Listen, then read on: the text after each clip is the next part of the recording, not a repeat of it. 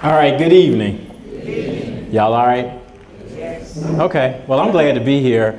Bethune-Cookman is special to me because Dr. Bronson has known my family for years, and actually he's my brother's godfather. So we're connected to that family, and therefore we're connected to this institution. So I'm glad to be here. I've been on campus a couple times. Last time I was here is when Dr. Reed was inaugurated. I just become president of Philander Smith, where she was before. So it's been a while, but I'm glad to be back. Thank DeJuan for the introduction. So I'm glad to spend a little time with you guys. And tonight what I want to do, and I'm going to move quickly, I really want to challenge you in ways you probably have not been challenged, okay? Because these are things that I think about a lot on a deep level about what's happening with these organizations and put them in a different kind of context, okay? Yes, I'm a president of an institution, okay? Set that aside. I've said that already. I'll tell you about my side hustle. My side hustle is I'm an expert witness in hazing cases. I've done more than anybody in the country. Black groups, white groups, bands, okay? So I have a different view about some of the stuff that goes on because I've seen stuff that y'all hadn't seen. I've read depositions of stuff that y'all have no idea that's happened. So I have a different perspective, okay? So this is going to, it might be uncomfortable, and it should be. And it's not for you to agree. You can disagree with everything that I'm going to show you, and I'm okay with that. But I'm presenting what's out there. These are representations, and how do we think about it, and how do we move forward? And I say we. I was initiated in Alpha Alpha at University of Georgia during my freshman year. That was in 1986. I've been active every year. I've served on the board of directors, Southern Region Assistant Vice President. Florida was one of the states in the region. So I've operated at a high level even within the organization. And it was as an undergrad I started to realize, sitting at that board meeting and looking at these cases like, ooh, I ain't really know. Okay, so that's what sort of fueled this curiosity. So I'm gonna challenge some things, as DeJuan's, or implied as a part of that. My dad's a United Methodist minister. I'm a preacher's kid. That means I'm proficient in profanity. So I will be cussing tonight, because there are some things I see that make me cuss. So I'm just being real with y'all. That's how I am. That's how I am with my students. So y'all just gonna have to suck it up for about an hour. If you're offended, I'm just gonna say I'm sorry. Okay? I hope you still love me because I love you. Okay? All right, we good?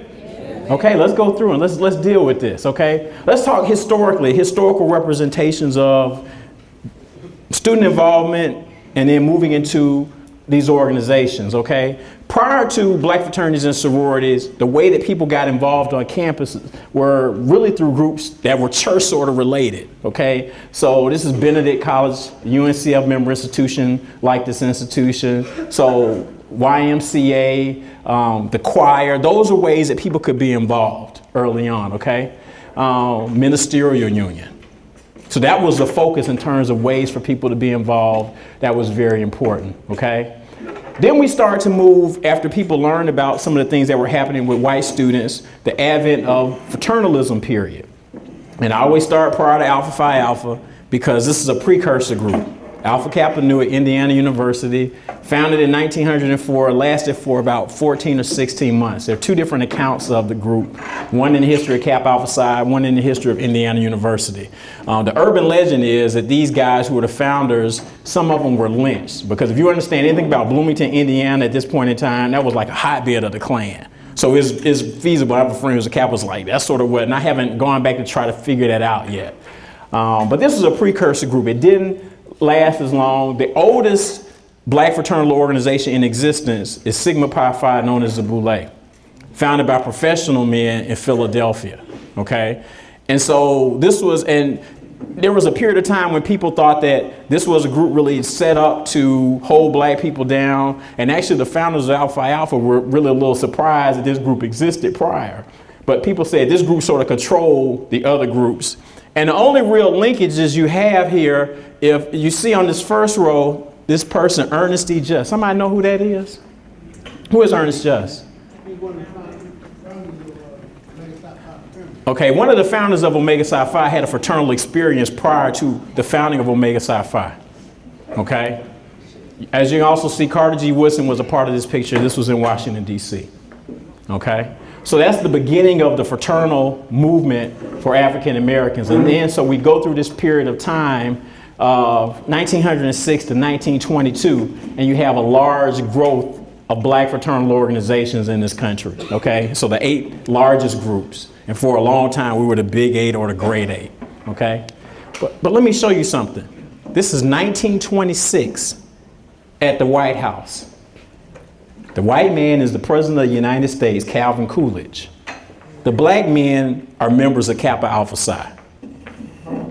So by 1926, these organizations had such a status that they could command the attention of the President of the United States to speak on behalf of people of color. That's very impressive. And in fact, you can't really even find this kind of meeting at the White House for over 80 years. The most recent meeting like this that I know of was this meeting during the centennial of Delta Sigma Theta. The president at the time, Cynthia Butler McIntyre, and I might need to say an alumnus of Dillon University, was the national president at the time. Okay? So it just shows you even early on, there was this command from these groups. Okay? Very important. So by the late 1920s, 1930s, people wanted to have these groups. But the groups, when they were founded, we saw growth in the Midwest, in the Northeast. We start moving in the South, HBCUs in the 40s when these institutions become accredited. So a campus like this, I think the groups here mostly 1948, okay? That was a part of after the institution was accredited, then you start to see these groups. Prior to that though, when they couldn't have groups, at Tuskegee, they just said, we're gonna call them social organizations. And they sort of played a role of fraternities and sororities. We can't have them, but we know this is a powerful force and we wanna have something like it. Now some of the names are sort of strange. This is Tennessee State University. The Swastika Club. What do y'all think? What does that mean? Okay. Okay, swastika, we're thinking about Hitler and the Nazis. Let me break this down for you. It just shows you how the students thought at this time. Okay, this is from, they were like 1930s. In Byzantine and Christian art, this isn't a swastika. This is called the crux gammata, or Gammadian cross. 4 Greek letter gammas interconnected at the center. In Buddhist tradition, is known as the footprints or the feet of Buddha. And Hitler's swastika, the arms rotate in the opposite direction. These folks y'all's age in the 30s with this very deep meaning for this group. Okay, that's impressive. That's a part of the legacy of these organizations. But a lot of them then just use Greek letters because that was most acceptable. So this is the oldest women's group at Tennessee State, 1920s. At Tuskegee, they had groups. This is right before you had sororities and fraternities on campus. So it was very clear they knew about Delta Sigma Theta. They knew Tuskegee was going to have sororities, so they just get themselves ready. We're going to add that little theta on the end, okay? My favorite one from Tuskegee is this one. We really don't care which fraternity y'all get. We want to be in one, okay? We just pre-frat, whatever, okay? That's powerful. That's a powerful testament to these organizations and what we've been about. But even when you think about the kind of programs, this is from Fort Valley State in the 1940s and the kind of events that they had during their week. And people talk about weeks now. We don't really use the whole name of the week. Most of these conversations are about collective uplift, how to rid ourselves of economic dilemma, business improvement, because it technically is bigger and better business week, not just Sigma week. Okay. Same thing you look at, this is Johnson C. Smith, 1938. This is their week. Ain't no pool parties. Ain't no step shows. Okay. You see, that's what we were doing. I want y'all to understand, this is what we did. I didn't make this up. This is what we did. This is our week. This is what we focused on. So we become these organizations dealing with issues like this. The first organization I can find that even had weeks was Delta Sigma Theta. May week goes back to the 1920s. Okay, that's the oldest. So this is an old idea of having a week. And And I don't think people understand that. It's a way to sort of talk about issues. I mean, look at that. The role of fraternities and sororities in the post-World War. That's a conversation that students had and led on that campus. Okay? And even just things they did together to sort of recognize, students. Once again, this is Johnson C. Smith, giving awards to students, outstanding freshmen to a senior. These are the kinds of things that we were engaged in, I think, that are very, very important. So all these things are happening. We're building up 1940s, 1950s, 1963, Morgan State University, in the height now of the civil rights movement, out of Phi Theta 12 non-traditional students who are starting to say, yeah, we think this is a good thing, but we think there's some issues. So we want to try to do it a little bit differently, okay? And you have some other groups being founded around that time doing some other things as well, okay? But this is a seminal point in the history of a people. This is Morris Brown College, where my dad went to school in Atlanta. And students were very involved, and you've heard the stories all across America, particularly where there are HBCUs, of students who challenged Jim Crow segregation. They were out there on the front lines. And our members were very involved too. One of the ways I know in terms of this picture is that there's a guy who's facing with a sweater that has 3 bars on both sides, okay? I know that's the Alpha sweater from Morris Brown because I have my dad's sweater. And that's exactly how it looks. Okay? So the members were very involved and engaged in those kind of activities. That was very important. Okay? And so our groups really became these training grounds for a lot of the key people in the civil rights movement. I've seen something recently. People have shown different pictures because I've talked about this a lot. You look at these sort of 4 icons of the civil rights movement, and each of them is a member of a different organization. Okay? Hosea Williams, Phi Beta Sigma, Jesse Jackson, Omega Psi Phi, King, Alpha Phi Alpha, Ralph David Abernathy, Kappa Alpha Psi. Okay? Just based on what I know and read about each of them, I know there were some times when they teased each other about different fraternal affiliations, but they were really brothers in another sense. That's something that we seem to forget a lot. Okay? So that was something important.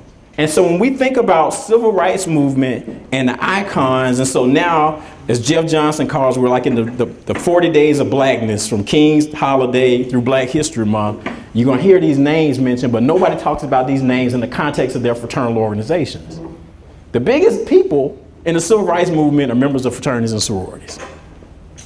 Okay? All of the icons, they are members.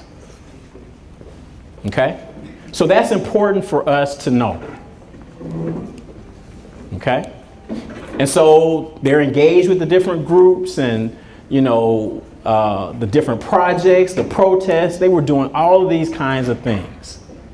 And all of this fits into what fraternalism is about. This is a study that a man did, and he looked at all fraternities, not just black, but he basically says there are 5 things that we're all about. Okay? So, and I call it the blueprint. Okay? We should be about character. And all you got to do, particularly those who are members, if you think about your ritual, your hymn, your motto, these ideas are in there. We talk about character somewhere, okay? We talk about scholarship. Can anybody name the first fraternal organization in the United States? The first fraternal organization in the United States. Phi Beta Kappa? Anybody, when and where? 1776. College of William and Mary. All right. If we're a member of a Greek letter, y'all know what Phi Beta Kappa is today? It's like the prominent honor society. That was the first Greek letter organization in the United States. We're all descendants of Phi Beta Kappa. So when we start having jacked up grades, it's sort of like, what happened? Because that ain't how we started. Everything comes from Phi Beta Kappa. Okay, so scholarship, we all talk about some idea of scholarship, brotherhood, sisterhood, we talk about this a lot, service, okay? And then I would say even more so for people of color, religion, okay? That these are important ideas for us. So that's the blueprint. Here are the mottos of the Divine 9 groups, and I've highlighted those words that fall into the blueprint, just to make the point, okay? What you don't see are these words.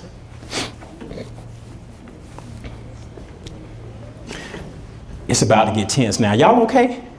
Y'all okay? It's about to get, I'm trying to warn you, it's about to get tense. It's about to get tense. Don't get mad, but it's about to get tense. Okay?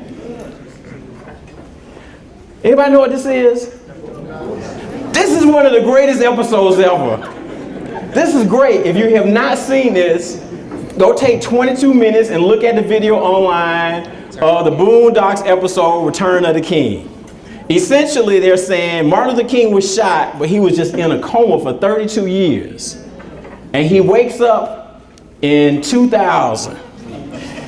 And he's going around and learning how things are different. So he hears there's some political party, but it's a party.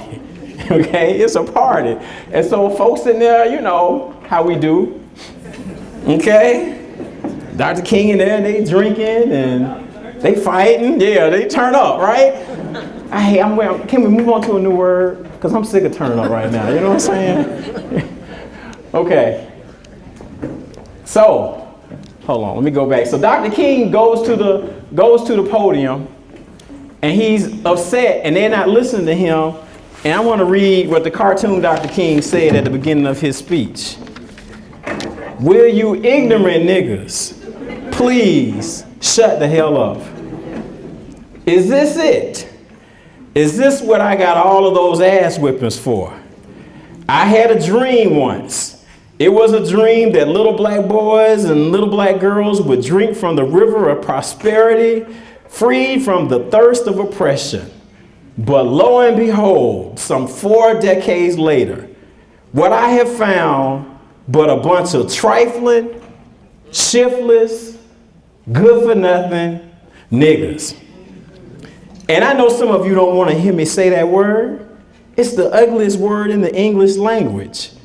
But that's what I see now. Niggas. And you don't want to be a nigger because niggas are living contradictions. Niggas are full of unfulfilled ambition.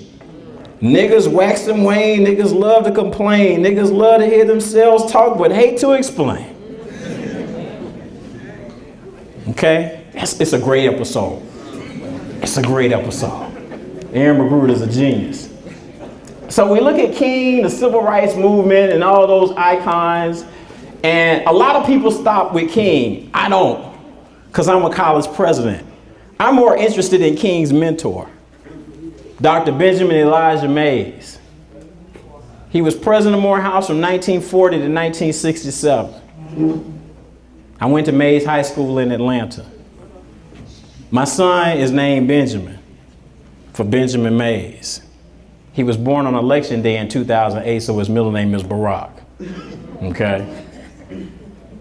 Benjamin Mays is a very deep brother, member of Omega Psi Phi fraternity. The man who molded King. They talk about their relationship as a friendship. Okay? The president, that's his friend. After chapel, they would debate sometimes. Dr. King would come to Dr. Mays' house and vice versa. Okay? He wrote this book called Disturbed About Man that somebody hit me to a few years ago, and that book messes with me because it's deep. And as you see in that book, he says, so I'm not disturbed about God and I am not disturbed about the devil, but I am disturbed, I am uneasy about man.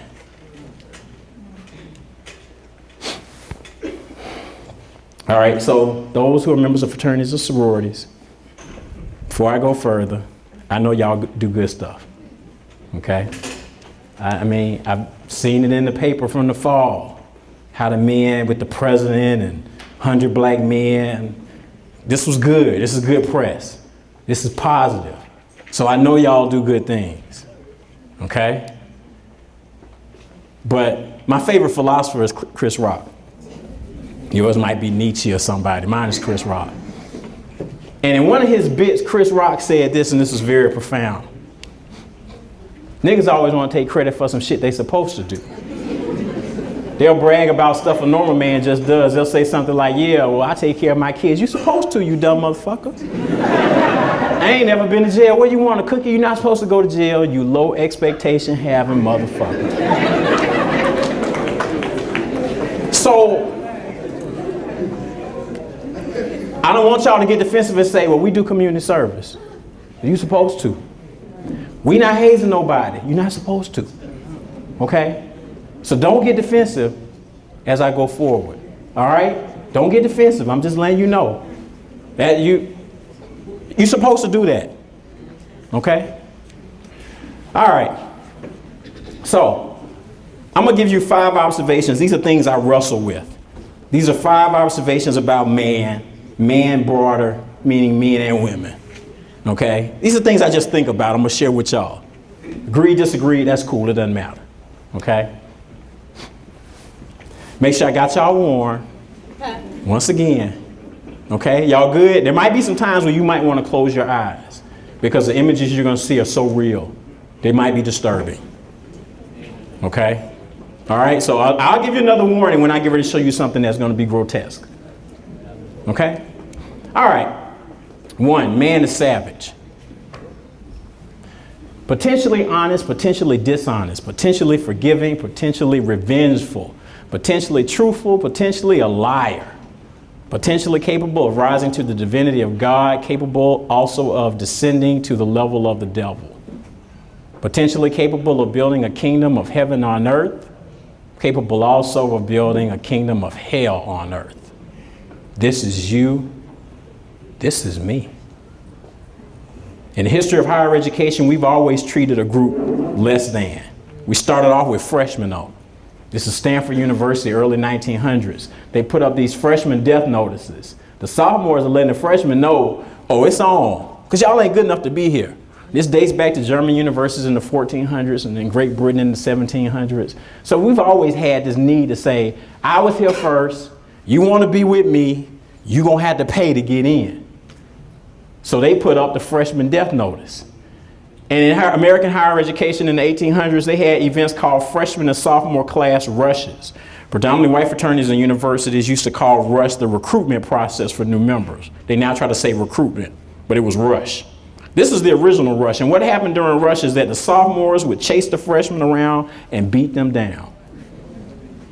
Indiana University, they would literally take knives and scalp them, cut their hair from their head using a knife as a part of rush. So if you were a freshman, any freshmen in here? Raise your hand, freshmen. I love the freshmen. Freshmen, if you went through rush in the late 1800s, after rush you look like this. Okay? Very violent, physical, sometimes deadly. The 1920s, American higher education said, this hazing of freshmen is a bad thing. We got to stop doing this. And it's like the fraternities and sororities say, wait a minute, this hazing stuff is good. Somebody got to keep it going, so we volunteer. We're going to start doing it. And you start to see these images. This is Wilberforce University in the 1920s, where we started to use these images. Okay? This is Lincoln University, Pennsylvania. I was having a conversation with former General President of Alpha Phi Alpha, Henry Ponder.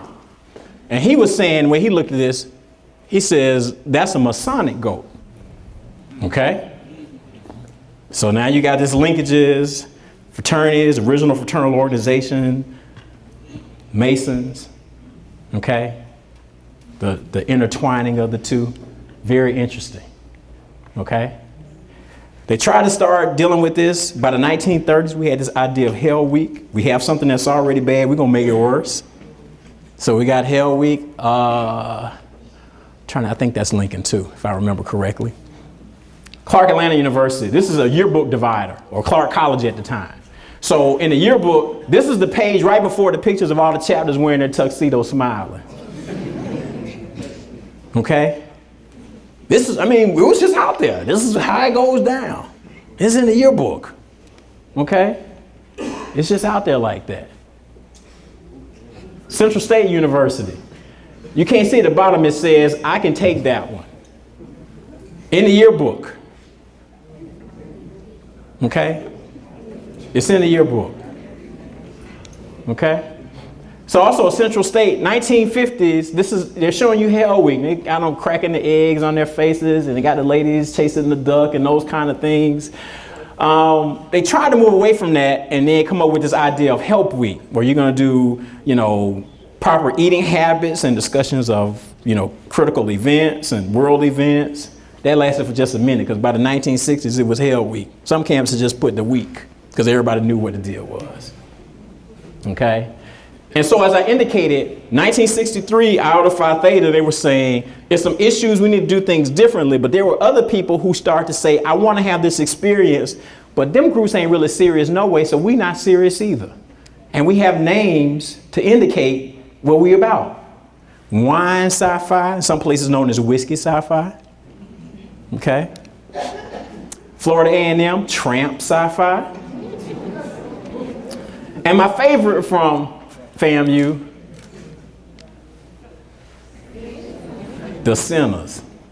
Okay? Sin sci-fi. Okay? Of course, popular culture, 1988. Y'all seen the movie, right? Okay.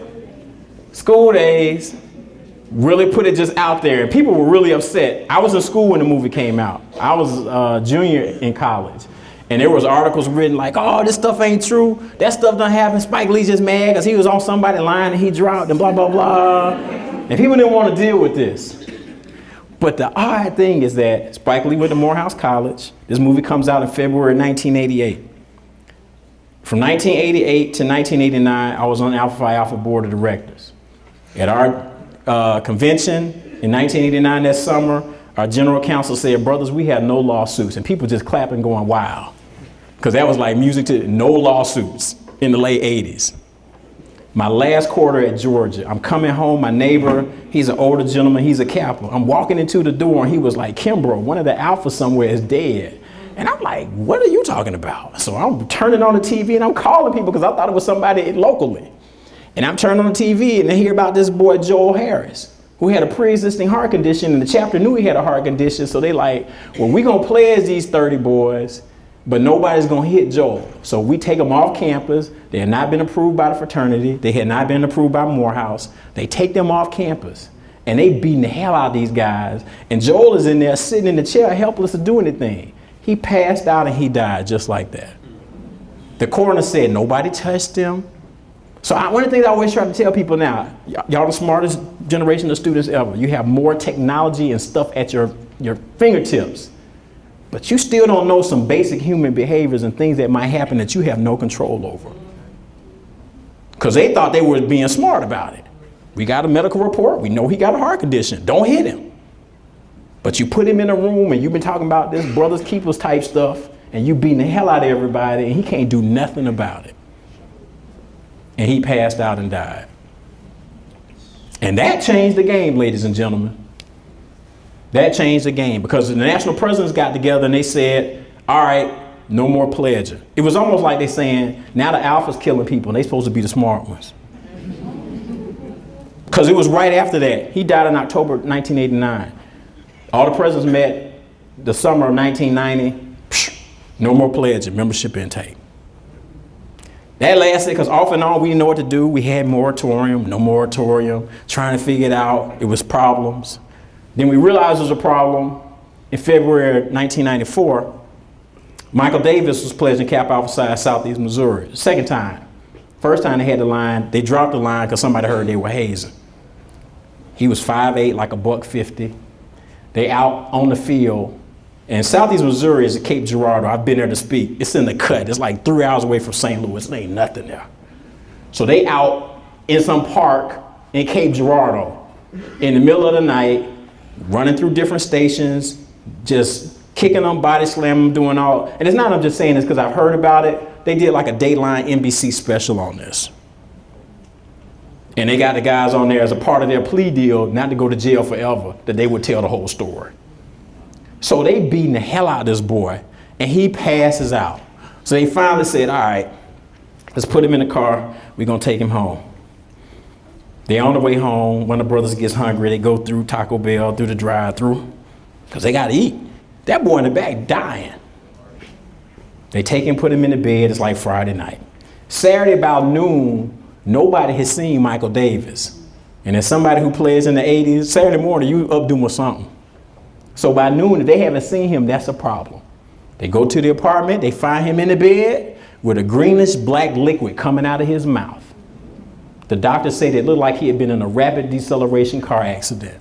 Torn liver, lung, kidney, spleen, and brain. His heart was bleeding. Okay? So now you got our members looking like the chain gang in newspapers because that boy got killed.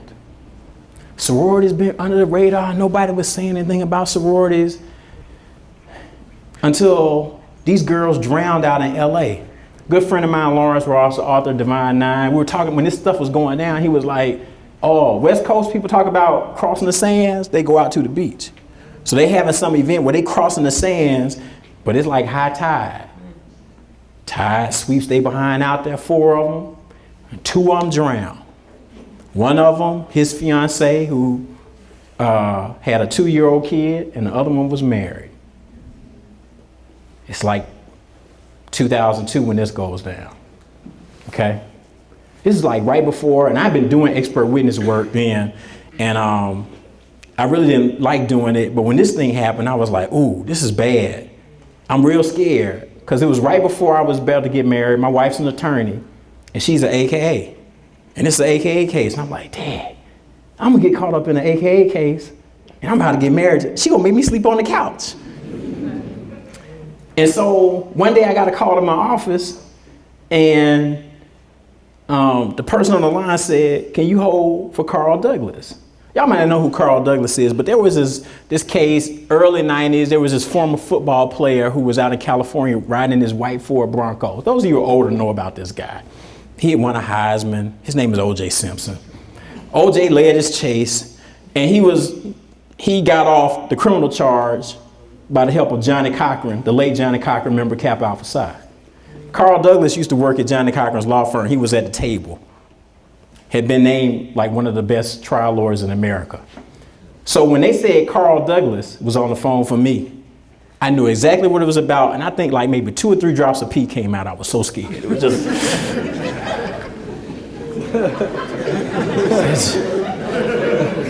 Okay.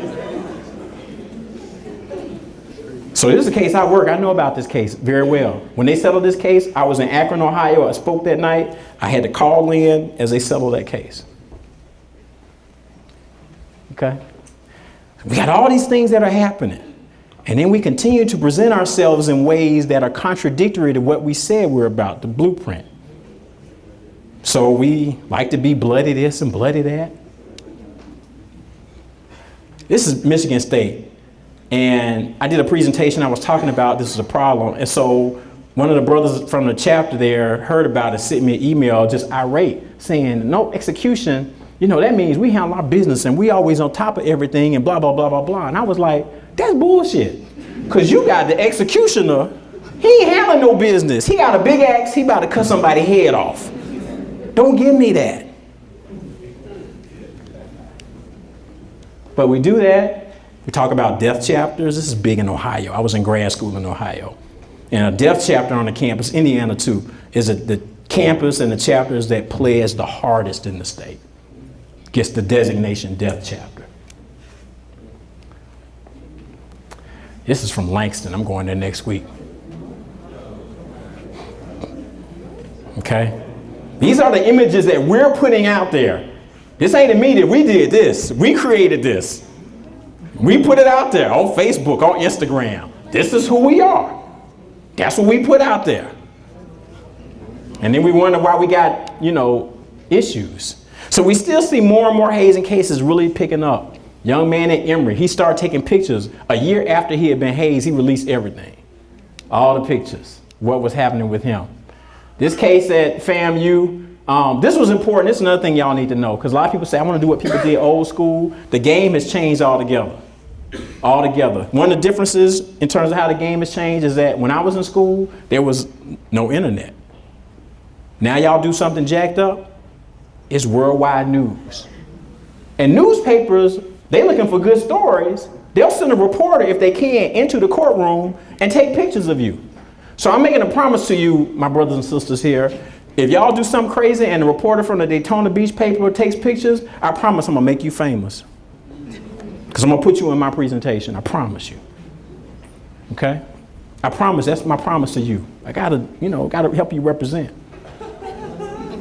So these brothers in the courtroom, and everything is out there. The young man who was struck, I talked to his daddy on the phone. He lost a pint of blood driving from Tallahassee to Decatur, Georgia. The girlfriend with the pictures, and we take pictures of everything now because everybody got a phone. So she had the pictures of the injuries. The line brothers showing the position that they had to get in when they were being struck. That's another thing that was different too, because back when I played, we talked about being discreet and stuff like this. People would have never even seen. They've never even seen this. Now stuff is just out there. It's just out there.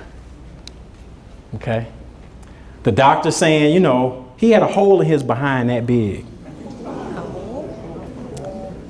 A hole in his behind that big because of the pallet. So you can tell these three, which one is going to jail? Okay. So they get sentenced a couple years in jail. They out now. They're trying to have the trial kicked out so they can expunge their records, because right now forever they got to check that little box that said, have you ever been arrested? Yeah, well, what had happened was. Okay. Sorority case, the brutality. Yeah.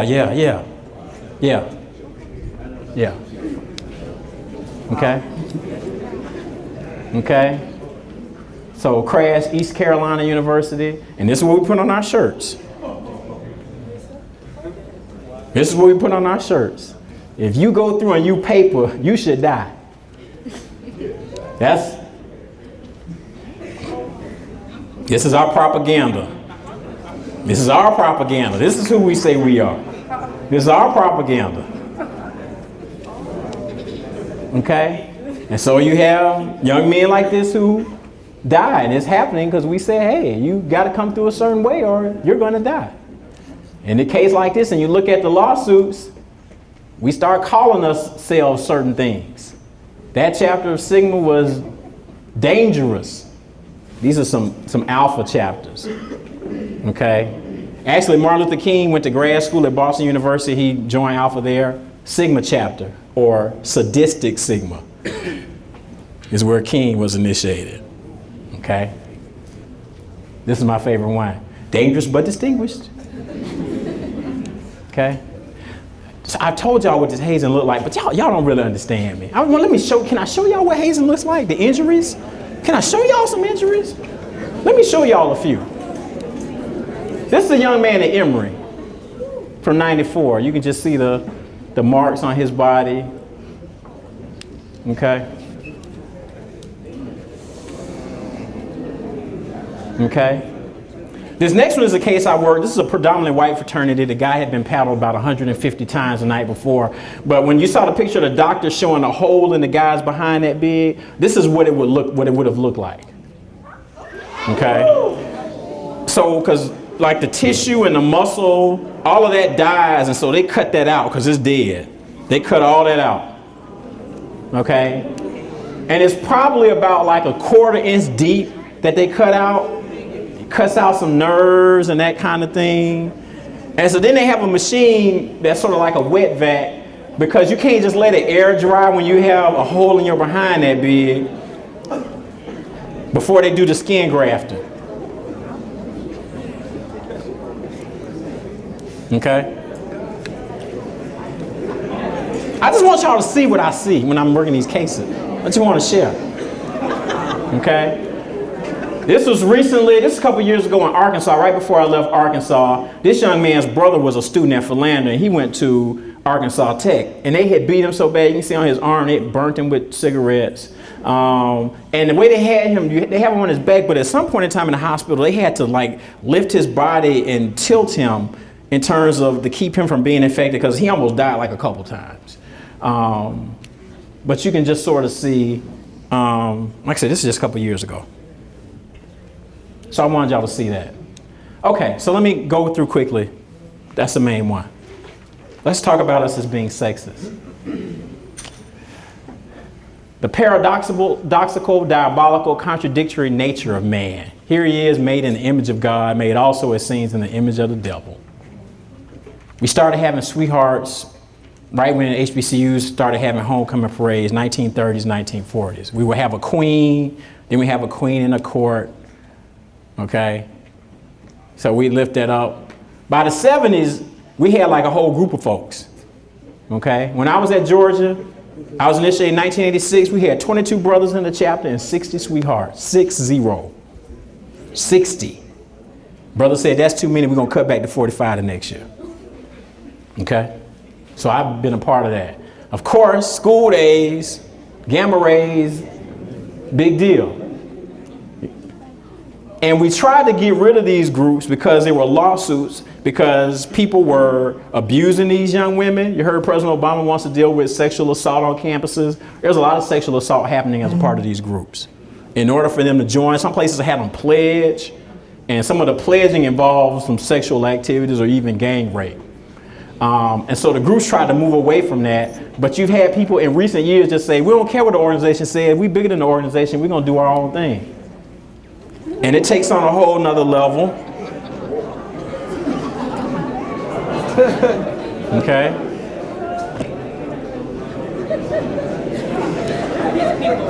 Okay? In terms of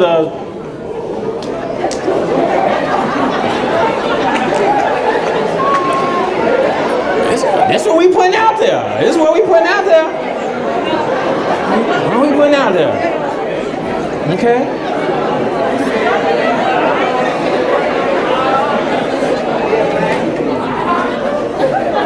Of course, right now with step shows, and let me, all the sisters in the room, let me fuss at y'all real quick.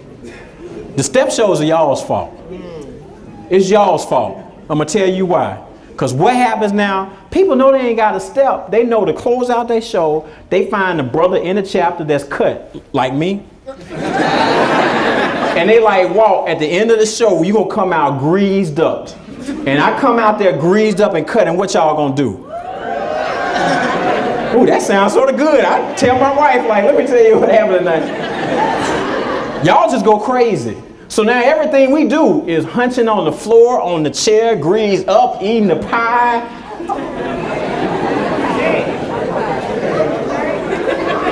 That's y'all's fault. Okay, I'm tired of fussing at the sisters, okay? And so we advertise everything a lot of times now just based on sex. I mean, that's, you know, a commentary of our society too. Okay? Okay? This is what we're doing. This is what we're putting out. Okay? Even sororities. Okay? Okay? I just want to show y'all what we're doing.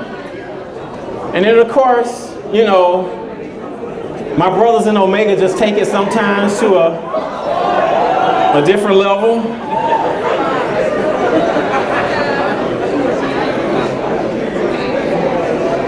I did say Dr. Mays was an Omega, right?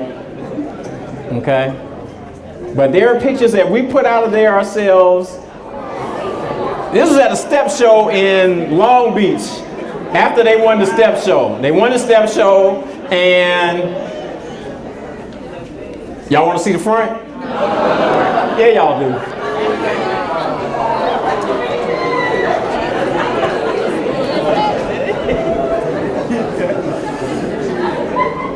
Now, let me add a historical perspective. It's interesting because some of the challenges we face as people even today, those in the civil rights era dealt with some of those too.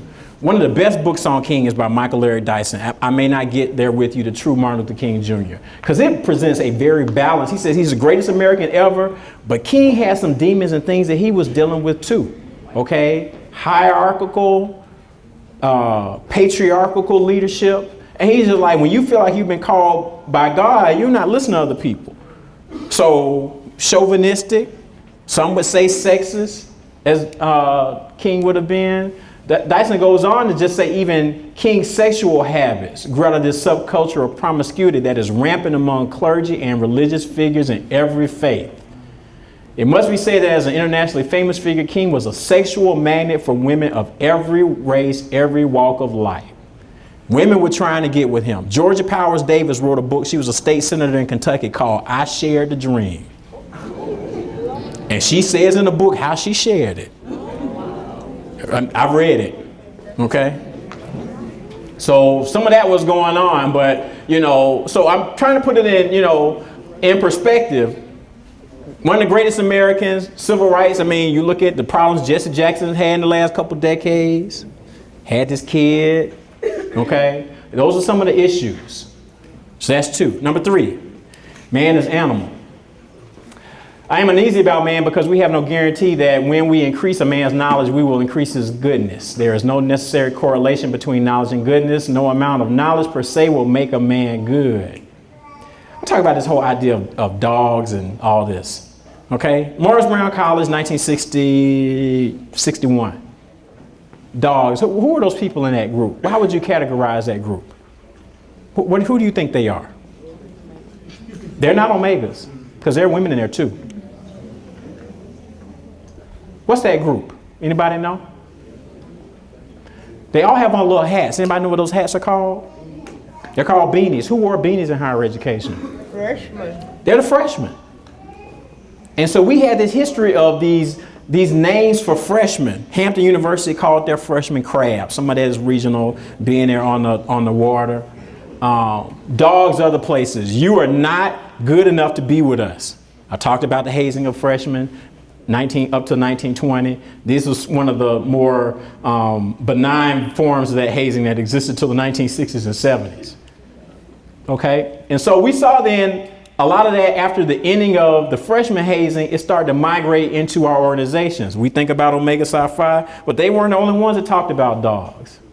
Okay, the dogs are Alpha Phi Alpha. Okay, Phi Beta Sigma. That's who we got it from. Okay, even so for sororities as well. You see the worms, ducks, rabbits, you got Kappa dogs, all of those kinds of things. Those were sort of like these words that we talked about just to reinforce that you're not as good as us. You are less than. You are not even human. Okay? But then, of course, the symbolism was taken further with Omega Psi Phi, really building up the whole dog idea. Even though in 1983, I believe, or 1985, the fraternity had a statement on the whole canine deal. But of course, people are not really listening to that. It's like, well, that's a national group. That ain't us. This is what we do. Okay? And so now we've seen it picked up more in terms of sororities, mimicking some of this behavior. When I was a student, I promise you, there was no such thing as an ape face. You see pictures of us, late 80s, we just smiling, chilling. So in the last decade or so, people talking about this ape face. I'm like, what the hell is that? And it's been a part of this influence. I'm actually speaking at the regional Omega conference in April in Atlanta, sort of talk about like the Q-sification, okay, of fraternities and sororities and what that meant as people have tried to emulate this. So now alphas feel like, well, we got to be apes. It just really wasn't who we were, but we feel pressure that we need to do that, okay? Okay. Oh, and then you got the women in, they reinforce it too. Okay. Man is child. I am uneasy about man because we have no guarantee, no infallible proof that man is going to make it on earth. No guarantee that he is going to pull through. This is one of the most interesting things that have happened over the last 10 or 15 years. And we talk about these issues of hazing. In most major hazing cases that I look at now, there is a common thread. There's some old ass person who has no business being around some undergrads involved in it. I call them extended adolescents. They either unemployed, underemployed. Y'all know them. They here when the freshmen moved in. Freshmen, y'all met somebody. Y'all like, ooh, that's so-and-so in school. That dude 30. That dude 30 trying to help somebody move in. They predators. So they prey on the freshmen, and then they trying to tell the chapters what to do. The chapters be like, well, they the old heads. I mean, what's old head today, like 2010? Because I don't know what I would be, okay? But the old, 07, okay, that's the old head. So this is an old head. They pledged in 2005, 2006, they ain't got no job, they ain't in grad school, they about 30, and they on campus. And y'all listen to them. They don't even know the national president's name. I'm just telling you. So you look at situations like this is SMU. The Alphas had been suspended, they just got back. They had been back a day. SMU had a campus-wide program. Don't haze, don't haze, don't haze, don't haze. Can anybody guess what they did hours after that program? They hazed. They had a boy drinking water, so much water that his brain was swelling, water was in his lungs, and he should have died. I was an expert witness for the fraternity, and I read the reports, and I'm reading a doctor saying, we don't know how he made it. I met his uncle.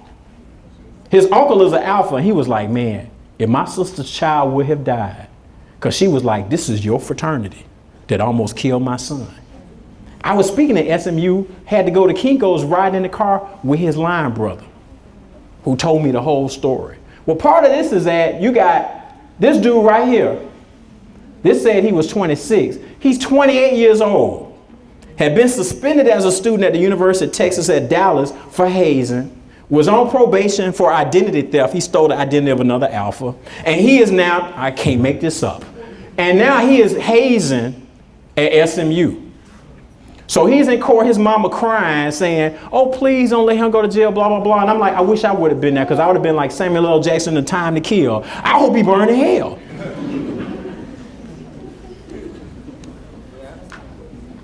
Okay? All these people, this case was interesting.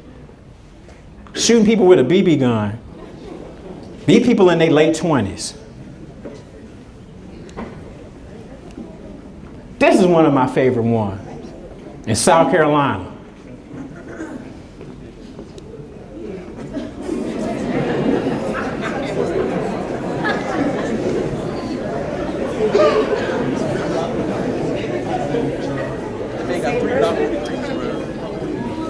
That dude old. He a high school science teacher and he hazing somebody. It's something wrong with him.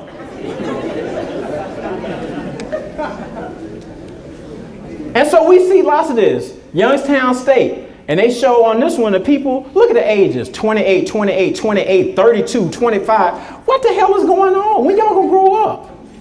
But I'm seeing more and more of this. When something goes down, I tell you, if you see a hazing case, look to see the ages. And you're gonna see these extended adolescents all up in it. Y'all need to stay away from them. That's just the biggest warning I can give you. You know, when they come on in the beginning of the campus, people need to be like, don't mess with so-and-so. He ain't graduate. He ain't got no job. And it's mostly men, even though I'm starting to see some women in some of these cases too, but not as much, because sisters go on and do what they got to do. But these brothers trying to stand because they ain't got no real game, so they can't deal with no woman on their level, so they got to go after some freshmen that don't know better. I'm just trying to tell y'all, freshmen, I'm trying to tell y'all, that's how I talk to my students. Don't get played by somebody that got no game. Y'all be too, just be hollering. Somebody, all they gotta do is come up to you and be like, hey, y'all be like, ooh, girl. Y'all, don't get impressed by that. Finally, people, we're complicated. This is no value on this. I just want to show you how complicated the world is when we talk about our groups, and it's just complicated. In creating man, God faced the awful dilemma of making man a free personality with potentialities for good and evil, or making him a machine without power of choice and without personality. Y'all know about Kappa Kappa Psi? Okay. Is it a historically black band fraternity? What is it? Because see, a lot of people didn't know this. Okay. We ain't really know that most of the people who are in groups like this are not black folks. And they don't do signs. And they don't step. But something about us, particularly at HBCUs, you know, we get caught up in this. On my campus at Albany State, they were just like, no, we can't have no women in Kappa Kappa Psi. They got to join Tau Beta Sigma. But 30% of the members nationally are women. So why can't they join? Okay. So these are just interesting. She's at the University of Michigan. I've had a chance to meet her last summer. She's the past national president of Kappa Kappa Psi. And she's never probably done a hand sign. I know she can't step. Okay. Okay. So we got a lot of this. That at HBCUs, we take groups and we do a lot of different things with them. It's just interesting. It's not a right or wrong thing. It's just interesting about us as people. Okay? Anybody know who this is? Somebody tell me. Who is this? Oh, I'm glad I'm teaching y'all something now. I want to make sure y'all learn something. This is Bayard Rustin.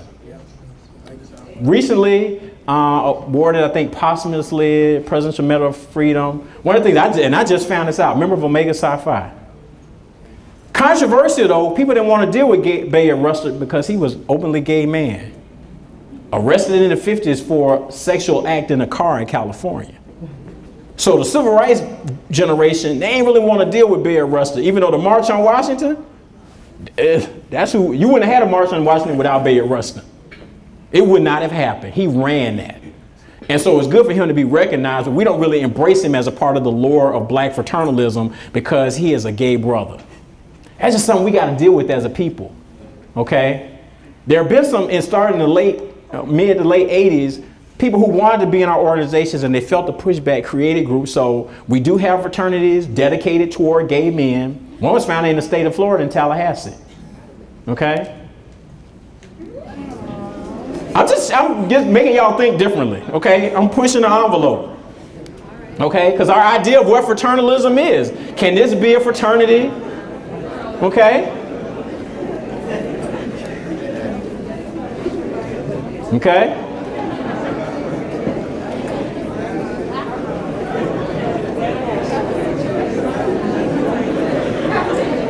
All right, does it make it less? I mean, we got our hang-ups as a people. And one of the things I would argue is that those of us in the Divine Nine groups, particularly fraternities, if we weren't so homophobic, we wouldn't have to act all funny. Because one of my personal thoughts is that I think gay men want to be in black fraternities because that provides some sense of cover.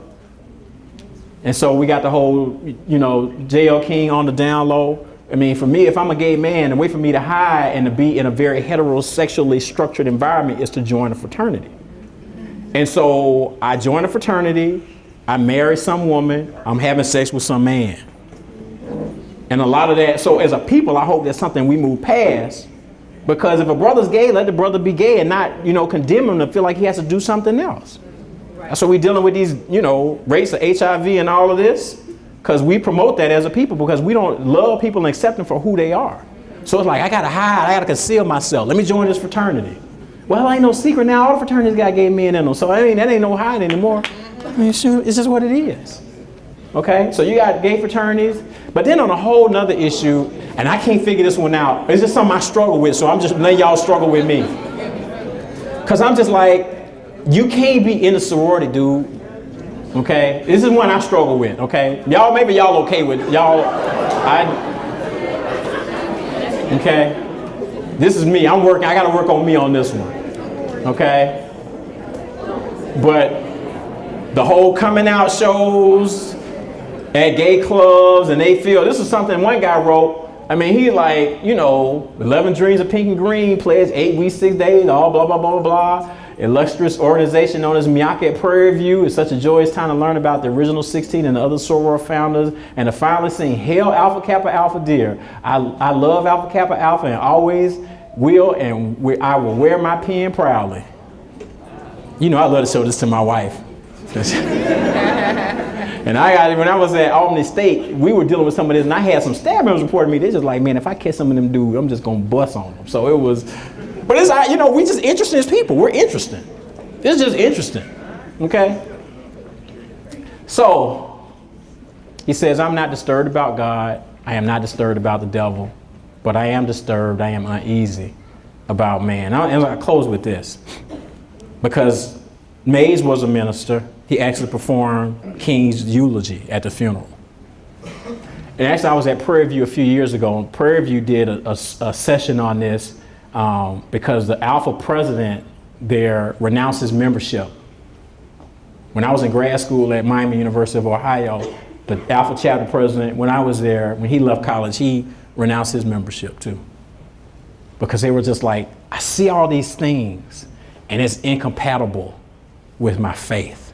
And I'm struggling with that. And I understand it. I mean, I'm much more involved in church than I am fraternity. Okay? And I feel like there's good in the fraternity, but there are some things that challenge me in terms of my beliefs. So I understand this. Okay? This man, Fred Hatchett, used to be a Mason, used to be an Omega. I actually met him. He wrote this book. The devil tempts us through using three methods: the lust of the flesh, the lust of the eyes, and the pride of life. As he has always done, Satan, through Greek letter organizations, uses all three. There are many avenues. For GLOs, there are fornication, witchcraft, unforgiveness, hatred, prejudice, unequal yoking, idolatry, greed, love of the world, hazing, worldly partying, pride, and covetousness. He's swinging hard. And I know there was a time when he was speaking on some campuses and he had people just so messed up, they would take off their letters and just renounce on the spot. It was almost like he was evangelizing to get people to throw your stuff away. Okay? Y'all talked about that here. I would love to have somebody tell me about it later on. Just curious. It's a fascinating topic. How do we, consistently, and when you start looking at the values and you talk about the prayers of the organizations, and my mom's a Delta, she talks about, founded on Christian principles, and particularly that time for all of our groups, that was a big part of our faith. And then we do all these things that are completely in contradiction to faith. It's a challenge. Even you look historically, and we talked about Phi Beta Kappa, they were really against some of this secret stuff that was going on. And those first fraternities, you had to be Christian. That was a part of it. So you look, there are a lot of groups that had some kind of, religious group, Jewish, Christian, those kind, organizations. That's been a part of Greek life. And even when you think going back to the civil rights movement, and even today, Jeremiah Wright, Vashti Murphy McKenzie, Top Wright, Y.T. Walker in New York, who's an alpha. And this group, the young lady with Andrew Young in that group, that's Reverend Willie T. Barrow, Sigma Gamma Rho. She did Operation Breadbasket in Chicago. I mean, the civil rights people, they were Greek and they were ministers. Okay? And even today, when we're still initiating people through grad chapters or honorary people, Al Sharpton, okay? If you look at the bottom of those alphas, the first one, Reverend Joseph Lauer, who founded SCLC with Martin Luther King in 1957. Okay? You got Julian Bond there, King III, Robert Franklin, former president of Morehouse College, a theologian. Okay? It's just interesting. We got to deal with those contradictions. And that's what I think Mays was saying. But Mays also said this: I have painted a dismal picture. You have a right to ask me, is there any hope? Is there any balm in Gilead? Yes, there is hope. Hope lies in the very nature of man. And so that's the thought that I have as I close, that we got some stuff we got to deal with, but there's always hope, because that's a part of who we are as people too. We got some stuff that we got to work on. And first thing we have to do is acknowledge it. And sometimes we don't want to talk about it. We don't want to look at it. I make us look at it. We're going to look at it. We got to talk about it, because we can't get better if we start just denying all kind of stuff. But there is hope. And so we just got to make a conscious decision that we want to do better and really lessen this other stuff and do more of the positive things. So let's see if we got any pressing questions. I'll ask a few and then I'll hang out for a while, because I know other things going on campus, and I'm not trying to monopolize, but I'll answer a couple. And then I'll hang out if anybody wants to talk.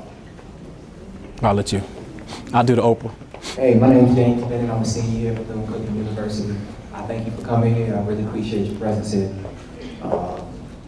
My main question to you is, and everybody here, is why does the African black male try to attempt to assimilate himself into Greek society when he never crossed the Arabian desert, he never crossed those burning sands, he never really had to do any of that, and Egyptian civilization, African civilization existed before Greek society. Okay. Why are we going through that? Why are we killing ourselves to get in the white man's culture? Okay. All right. That's a good question. Used to hear a lot of that conversation in the 90s. There is a 2-volume book, I believe it's 2 volumes, called Black Athena by Martin Bernal. Because one of the main misconceptions is that when we talk about ancient Greece, we're not talking about black people. That's not true. Black people were very involved in ancient Greece. There were Africans who were in ancient Greece. So y'all know like Aesop's fables? Aesop was a black man. He was Greek. So there is, and so Martin Bernal spends 2 books, 400 or 500 pages apiece, showing you all of the Africans who were Greek. So to say I'm a black Greek is not historically inaccurate, okay? The second thing I would say is that you are a black male student at Cornell University in 1905, and you put out on campus, we're starting a group called Kemet. Kemet is the name of an African fraternity at Morehouse College. Kemet means black face, black land, the land of the black face. So they're founded as an African fraternity. In 1905, if you put up a flyer that says, we have a meeting of Kemet, you in trouble. So they had to say, this is a system that is in place. And so this is what people would recognize. And so we had to do this. Later on, people didn't have to do this. 1972 at C.W. Post College of Long Island University, there was a group founded known as Malik Sigma Psi. And at first they had an all Swahili name, and the institution said, no, to be a fraternity, you got to have Greek letters. So they put the Malik in front to show that Africa's contributions predate those of Greece. And the way that they understand Malik Sigma Psi is that, in the West we read from left to right, but if you look at ancient societies, they read from right to left. Psi is an ancient symbol that means man, okay? Sigma is an ancient symbol that means progression, and Malik, part of Malcolm X's name, Malik El Hajj, means king or ruler. So Malik Sigma Psi means man's progression to be king or ruler. You could do that in 1972. You couldn't do that in 1905. So that's part of the change. So, and if you look at too, the history and the symbols of those groups, they tried to find a way to express their African nature. Okay, Alpha Alpha Sphinx, Delta Sigma Theta, pyramids. You just couldn't do it just openly like we can now. So it's easy to ask that question now. You couldn't ask that question in the early 1900s. So that's part of it. So there are 2 pieces, and I hear some of that. I don't think you give up your history to say that, well, everything needs to be all African, because I think that those founders really understood that, and they wanted to embrace who they were as black people. And so in those symbols, you see some of that. But that's the way I answer it. So, but that's a good question. And thank you for that question. That's always good. Anybody else got a burning question you want to ask me? Like I said, I'm gonna be hanging out too, because I know somebody want to ask me something they want everybody to hear, and that's cool too. So we can do that. Okay. I'm gonna turn it over. Okay. I yield to the, okay.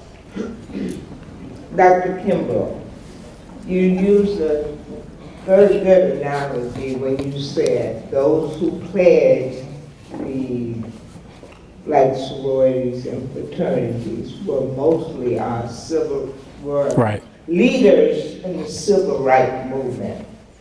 I've seen the changes, and maybe, I'm questioning, maybe the young people now don't have a movement or the leaders that they can readily identify, because the thrust has changed. They didn't march. They take voting for granted, What we as fraternity members and sorority members did was have a mission. The mission, although it's still in my organization, which I'm building, has kind of shifted, Right. because I had to carry a duck, but we didn't use it to de-symbolize the values and principles of our sorority. Right. It taught me how to sew. I never knew how to sew a duck or sew anything. My question then to the young people, maybe they need to identify with a movement that they can leave thoughts and books like the great Benjamin Mays, former president of Morehouse. Right. That's what we are missing. The bruising and the scarring and all of that. I don't have scars to say that I'm a Delta, but they put it everywhere. Now, how can we educate the ones who are in college that that's human? not Right. human to start and mess up their body and get something up there and come around the table and discuss with young people like you. Right. How can we get more people involved? Well, one of the main things I would say is that there are opportunities for movements that are happening today is much more subtle. And so you got to be careful. There are things that are happening that are impacting you right now that you might not be aware of. In the state of Florida, of course, after Trayvon Martin, you had people, and I can't think of the name of the group. There's a group of young African Americans, and the executive director of this group is actually an Alpha. They were sitting in at the Capitol and trying to meet with those are young people doing that, and a lot of them are Greek. Right, the dreamers. So you got, because I have a student at Dillard, she's been very involved, and she was in DC and flew down to Florida to spend the night at the Capitol. So there are opportunities like that. The main thing, particularly for those of us in the groups, is that we got to understand this thing called the law of attraction.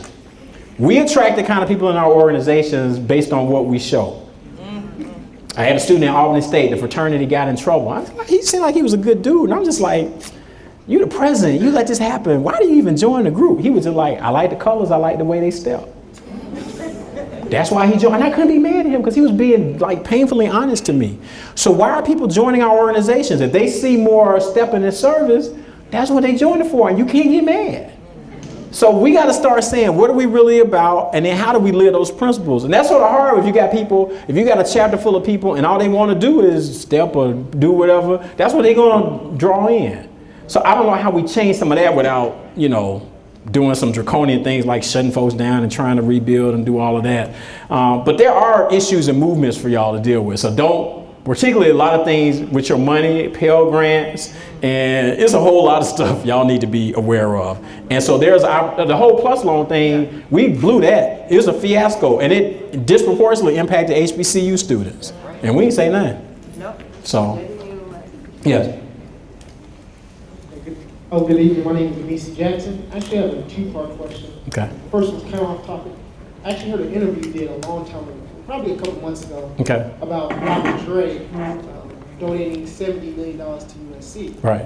And I think your big issue with that was, why couldn't he donate to that money to a black college? Okay. And my question is, why do you think alumni do not donate to historically black colleges?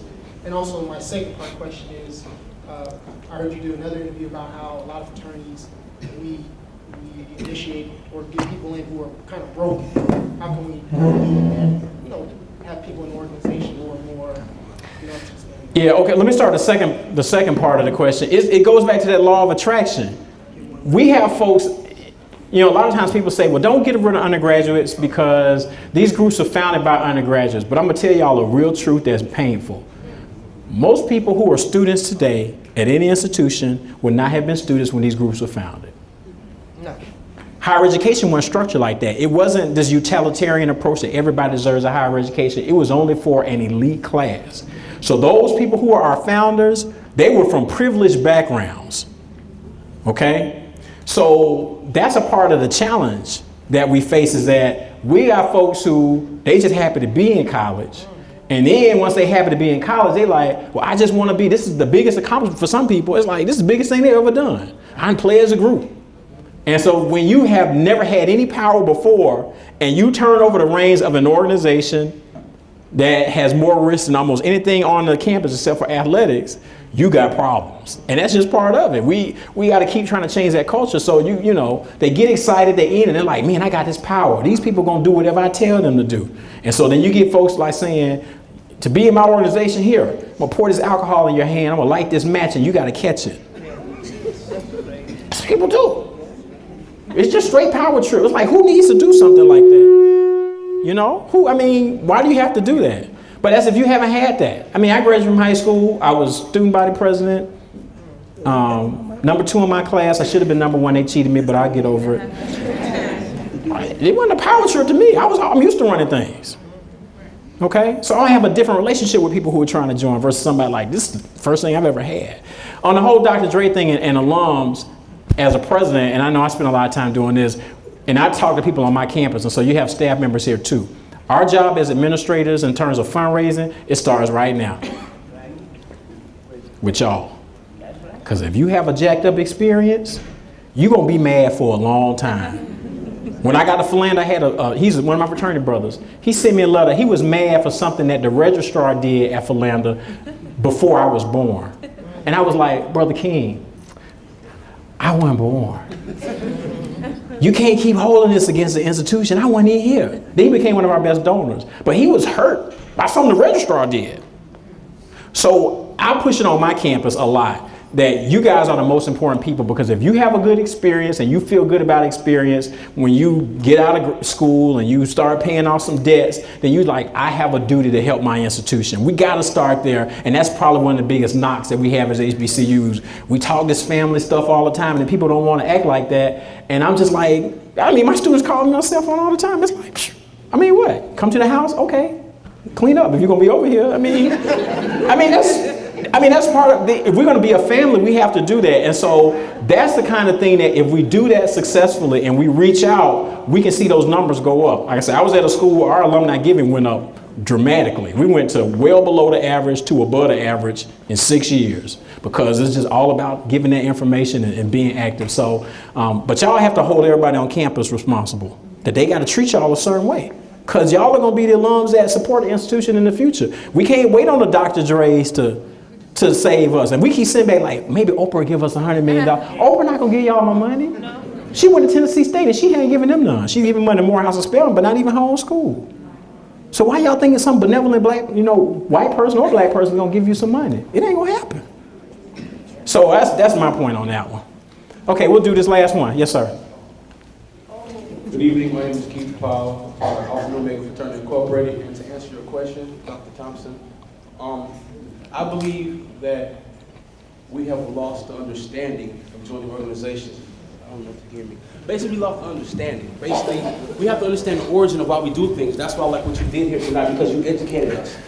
I'm not calling nobody out, but I don't know how many people, organization that was up there knew this information about their organization. And so how do you understand something to define it? How do you define it to understand why it was started for? Right. And so during time and during culture, we have lost what it is. We allow people to start something and we grab onto it and call it tradition. We don't know what tradition is. Why did this start in your organization? What was your organization made for in the beginning? Right. 1908, 1906, 1911. I'm not calling nobody, I'm just saying right. Dates. And so I think the reason why we join these organizations now is for a social standard. We have no urge, no mission. Yeah. We want to join the accomplishments that I crossed on probate day. I made it through the hell week. I made it through the process of being married. That's the accomplishment. We don't have an accomplishment to wear these letters and to go ahead and say, I want to start this right movement, or I want to create this. I want to have these fundamentals, or I have these plans that help people out. We don't have that anymore. We have that drive. We don't have that drive anymore. Right. We want to join organizations because we see colors, we see stepping, we see all types of things that's come to us as a social status. Well, I'm this person, I'm that person, I'm not worried about you. I wear these letters, I'm the ish factor. Right. But we don't understand the origin of what it was made for. And then when we get educated, we feel some type of way. But it was your fault, it was your reason to educate yourself about the organization in the first place. Right. So stop allowing culture and society to dictate us who we are. And be the leaders that you are. Right. You don't need to join an organization to become a leader. You need to be a leader already. And you represent these letters. Right. No, that's it. But I'm gonna close with this because he made some points. I just did an interview with diverse issues in higher education, and actually I talked about, I said the changing nature of our groups. I said we're primarily social groups now, and people don't like when I say that because we like to think we're better than like predominantly white groups who will say, well, when I was in college I was a member of such and such. We need to be saying that too. We just wear the letters all the time, and then we say, well, I'm a life member. You ain't no life member. You ain't been no meeting, you ain't been no convention, you ain't no life member. So that's a part of it, but I think people are joining for that social status, what I call social capital. People are joining because if I haven't had anything before, and once again, our culture supports that. I got a book that's done, but I'm just trying to figure out how I'm gonna put it out. But one of the things in the book I talk about, and I talk about this specifically, just let's use for example real quick. Let's take some little freshman guy. None of the freshman guys here. Y'all some good. But it's like some little freshman guy on this campus that's not that attractive. All right, y'all think about who that person is, okay? You feel so bad for him because he's not attractive at all, okay? He gonna mess around and then he gonna see somebody wearing some letters who's also not attractive, but sisters, y'all all on him. And he like, okay, he getting some play and he ugly like me. And maybe if I get some letters, I'm gonna get some play too. And so he joins, and as soon as he cross, what happens? Of course, it's theoretical for me because I didn't have that problem. I was getting play as a freshman. Okay? You see what I'm saying? That happens.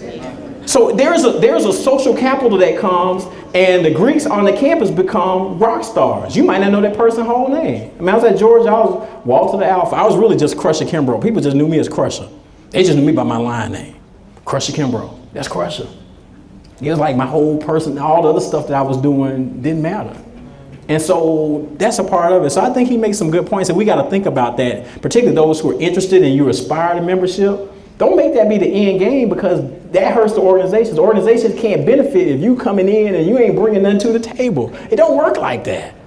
It just don't work like that. You got to be able to have something to lift the organization, but the organization's a struggle. That's why we do so many honorary memberships these days. It's an honorary epidemic going on because the people aren't coming through undergrad and all the high profile people. Andrew Young made a very important statement. He says, if you look at the African Americans in the Obama administration, you will find two things about them. They're not from the South. They didn't go to HBCUs. The third thing, they're not Greek. They not. You start going through Eric Holder, Susan Rice, the president, first lady, You start going through. We not represented. What does that say? So those are the things we have to think about. So hopefully I gave y'all a lot to think about. Hopefully your head not hurt too bad and you're not too traumatized. I enjoy being here. It's always good to be at a sister institution. Thank y'all for coming out. I appreciate it.